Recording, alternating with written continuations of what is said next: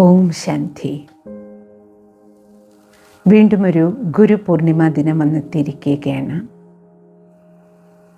ഗുരു എന്ന് കേൾക്കുമ്പോൾ തന്നെ നമുക്കറിയാം, അന്ധകാരം ഇല്ലാതാക്കുന്നത്. ആരാണോ അജ്ഞതയുടെ അന്ധകാരത്തിൽ നിന്ന് നമ്മളെ തിരിച്ചറിവിൻ്റെ വെളിച്ചത്തിലേക്ക് കൊണ്ടുവരുന്നത്, അവരാണ് ഗുരു. അപ്പോൾ ഗുരു പൂർണിമ ആഘോഷിക്കുമ്പോൾ നമ്മുടെ മനസ്സിലുണ്ടാകേണ്ട തിരിച്ചറിവിൻ്റെ വെളിച്ചം എന്താണ്? ഗുരു എന്ന് പറയുമ്പോൾ കേവലം ഒരാൾ മാത്രമായിരിക്കില്ല. നമ്മളെയൊക്കെ ജീവിതത്തിലെ അജ്ഞതയുടെ അന്ധകാരത്തിൽ നിന്ന് അറിവിൻ്റെ വെളിച്ചത്തിലേക്ക് കൊണ്ടുവന്ന് ജീവിതത്തിൻ്റെ ഓരോ ഘട്ടത്തിലും പലരും ഉണ്ടാകും, അല്ലേ? കുട്ടിക്കാലത്ത് മാതാവായിരുന്നു നമ്മുടെ ഗുരു, പിന്നെ അച്ഛൻ, അധ്യാപകർ, അങ്ങനെ ജീവിതത്തിലുടനീളം നമ്മൾ നോക്കിക്കഴിഞ്ഞാൽ ഇപ്പോൾ നമ്മളെവിടെ വന്ന് എത്തി നിൽക്കുന്നു, ജീവിതത്തിൽ എപ്പോഴെല്ലാം നമ്മളെ കൈപിടിച്ച് നടത്തിയിട്ടുണ്ടോ, നേർവഴിയുടെ പാതയിലൂടെ വിവേകത്തിൻ്റെ വെളിച്ചം നമുക്ക് ആരെല്ലാം തന്നിട്ടുണ്ടോ, എപ്പോഴൊക്കെ നമ്മൾ വീണപ്പോഴൊക്കെ നമ്മളെ കൈപിടിച്ചുയർത്തിയിട്ടുണ്ടോ, ഏതൊക്കെ വിദ്യ നമ്മളെ അഭ്യസിപ്പിച്ച് നമുക്ക് നൈപുണ്യം നൽകിയവരാരുണ്ടോ, എല്ലാവരും ഗുരുക്കന്മാരാണ്, അല്ലേ? അതുകൊണ്ട് ഈ ഗുരു പൂർണിമ ദിനം നമുക്കെല്ലാവർക്കും ജീവിതത്തിലുടനീളം നമ്മളെ സഹായിച്ച് ഇന്നും സഹായിച്ചുകൊണ്ടിരിക്കുന്ന എല്ലാവരെയും ഗുരുസ്ഥാനത്ത് കണ്ട് ഹൃദയം നിറഞ്ഞ കൃതജ്ഞതയോടെ, നന്ദിയോടെ, വിനയത്തോടെ, സ്നേഹാദരവോടുകൂടി സ്മരിക്കാനുള്ള ദിനമാണ്. പൊതുവെ വേദങ്ങളെ ക്രമീകരിച്ച, മഹാഭാരതം രചിച്ച വേദവ്യാസ മഹർഷിയുടെ ജയന്തിയായിട്ടാണ് നമ്മൾ ഗുരു പൂർണിമ ദിനം കൊണ്ടാടുന്നത്. പക്ഷെ ഓരോ വർഷവും നമ്മൾ ഗുരു പൂർണിമ ആഘോഷിക്കുമ്പോൾ തിരിച്ചറിയേണ്ടത്, ഒരു അന്ധകാരം നീക്കുന്നത് ഒരു മുറിയിലെ ഇരുട്ടിൻ്റെ വിഷയമല്ലല്ലോ ഇത്, പിന്നെയോ മനസ്സിലെ ഇരുട്ടിനെ നീക്കുക എന്നുള്ളതാണ്. ഇന്ന് നമ്മൾ നോക്കൂ, എത്ര വിവരങ്ങളുടെ അതിപ്രസരണമാണ്, അല്ലേ? പുസ്തകങ്ങൾ എത്ര, സോഷ്യൽ മീഡിയ എത്ര മോട്ടിവേഷൻ ക്ലാസ്സുകൾ നമുക്കുണ്ട്. മൊബൈൽ ടച്ച് ചെയ്താൽ തന്നെ നമുക്ക് ഇഷ്ടം പോലെയാണ് വിവരങ്ങൾ. പക്ഷേ ഗുരു ഇരുട്ടിനെ നീക്കുക അർത്ഥം എന്താണ്? കേവലം വിവരശേഖരണമല്ല. അങ്ങനെ വിവരണ ശേഖരണം കൊണ്ട് നമ്മുടെ ഇരുട്ട് നീങ്ങിയെങ്കിൽ നമ്മുടെ കോപത്തിൻ്റെ ഇരുട്ട് നീങ്ങണമായിരുന്നല്ലോ, അഹങ്കാരത്തിൻ്റെ ഇരുട്ട് നീങ്ങണമായിരുന്നല്ലോ,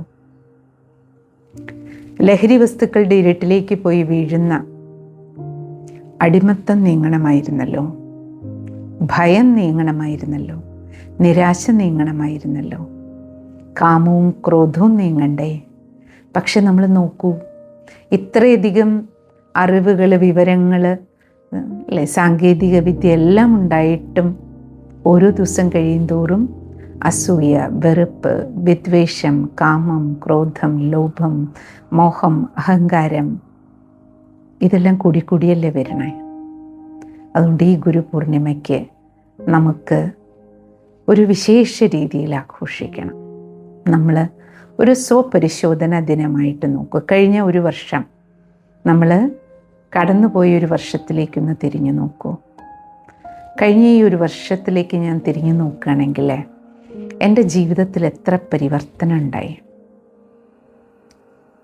എൻ്റെ ദേഷ്യം എത്ര കുറഞ്ഞു, എൻ്റെ അഹങ്കാരം എത്ര കുറഞ്ഞു,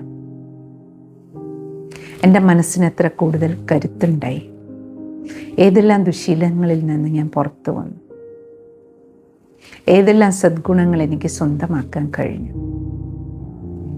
അതല്ലേ ഗുരു. ഇരുട്ട് നീക്കി ഞാൻ വെളിച്ചത്തിൽ വന്നു എന്നപ്പോഴല്ലേ പറയാൻ പറ്റും, അല്ലേ?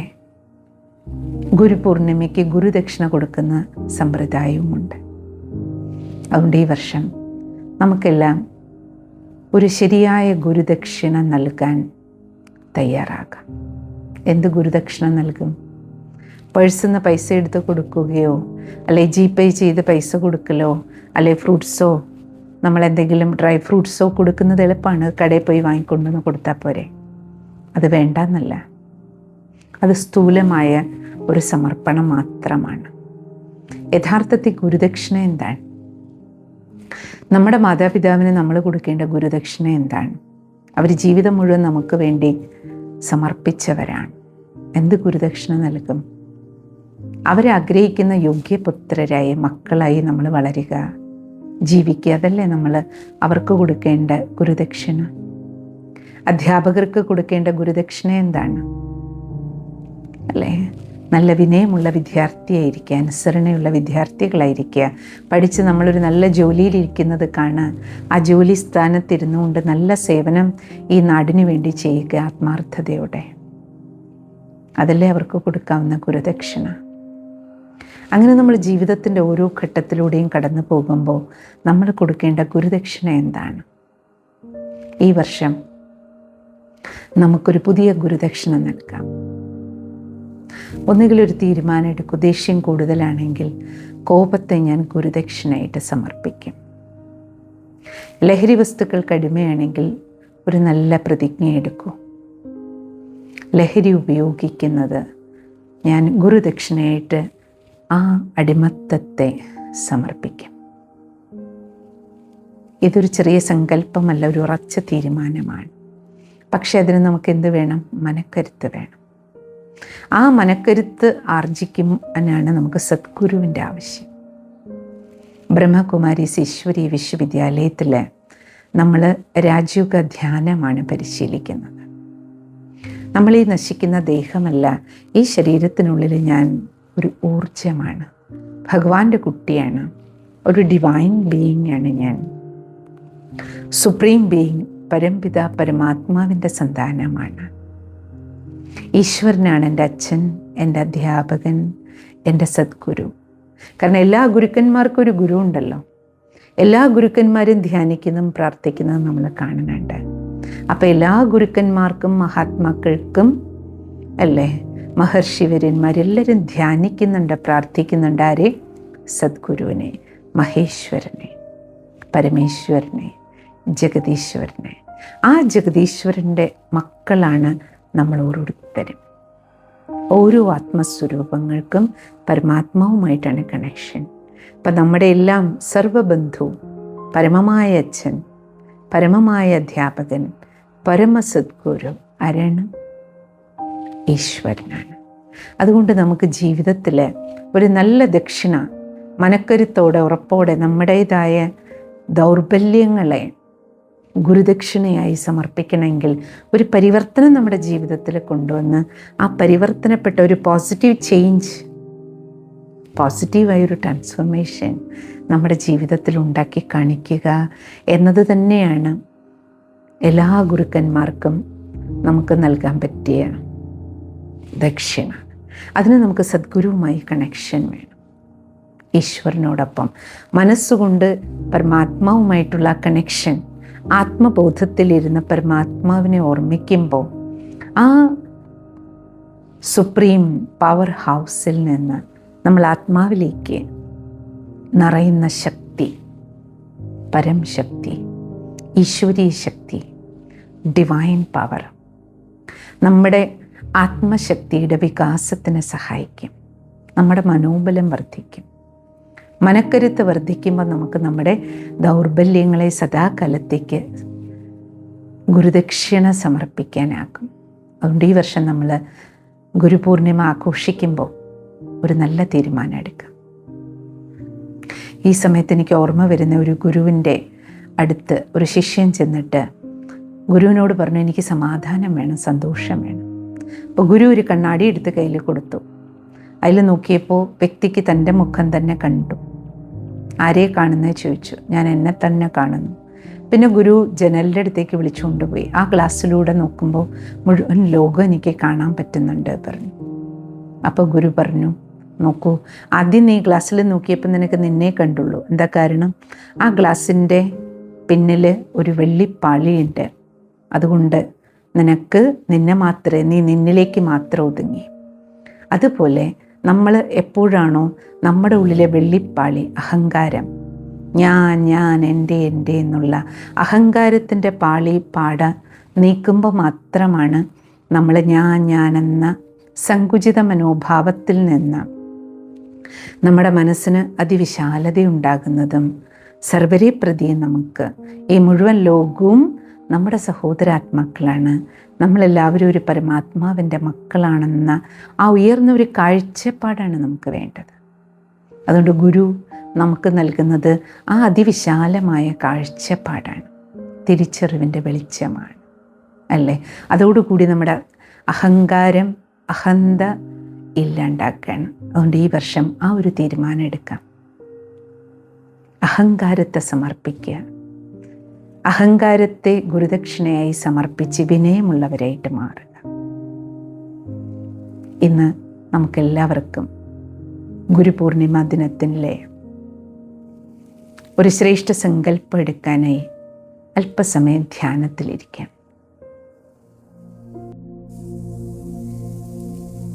ശ്രദ്ധ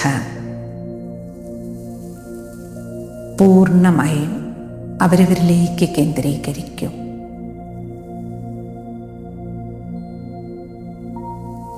കുട്ടിക്കാലത്തേക്കൊന്ന് തിരിഞ്ഞു നോക്കും. ഓർമ്മ വച്ചപ്പോൾ മുതൽ എന്നെ പരിപാലിച്ച എൻ്റെ മാതാപിതാക്കൾ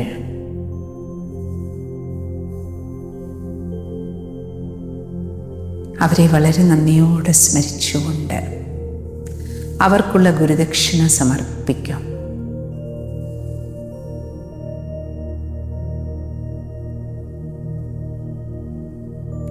എൻ്റെ മാതാപിതാക്കൾ ആഗ്രഹിക്കുന്ന ഒരു സൽപുത്രനായി, സൽപുത്രിയായി ഞാൻ ജീവിക്കുമെന്ന് വാഗ്ദാനം നൽകും.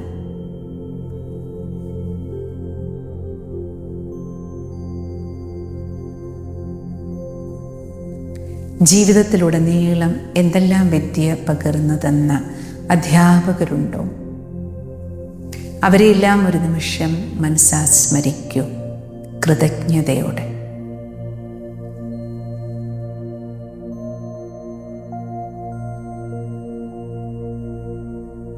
അവരിലൂടെ എല്ലാം ലഭിച്ച വിദ്യ, അറിവ്, വിവേകം,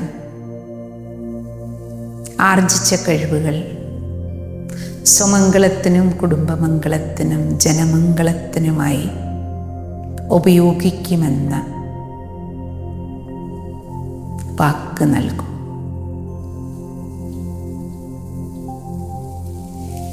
സ്വയം സദ്ഗുരു, പരംപിത, പരമ്പൊരുൾ, ആ പരം ജ്യോതി, പരമപ്രകാശം, സർവശക്തിവാനെ സ്മരിക്കൂ. ജഗദ്ഗുരു, സദ്ഗുരു, ആ ജഗദീശ്വരിൽ നിന്നൊഴുകുന്ന ഈശ്വരീയ ശക്തികളുടെ കറണ്ട് മനസ്സിലും ശരീരത്തിനും നൽകുന്ന ബലം എന്നിലെ എല്ലാ ദൗർബല്യങ്ങളെയും നീക്കി മനക്കരുത്തേക്കുകയാണ്.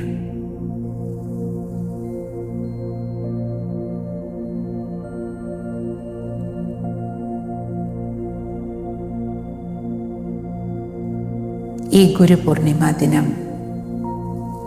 സദ്ഗുരുവിൻ്റെ ആശീർവാദത്താൽ, സർവരുടെയും അനുഗ്രഹങ്ങളാൽ ഒരു പുതിയ തുടക്കത്തിന്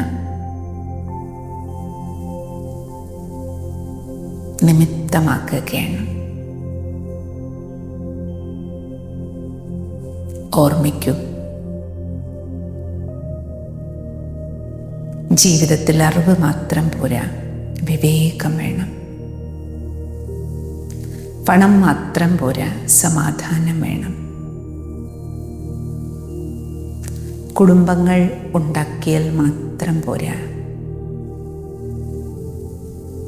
സന്തോഷം വേണം.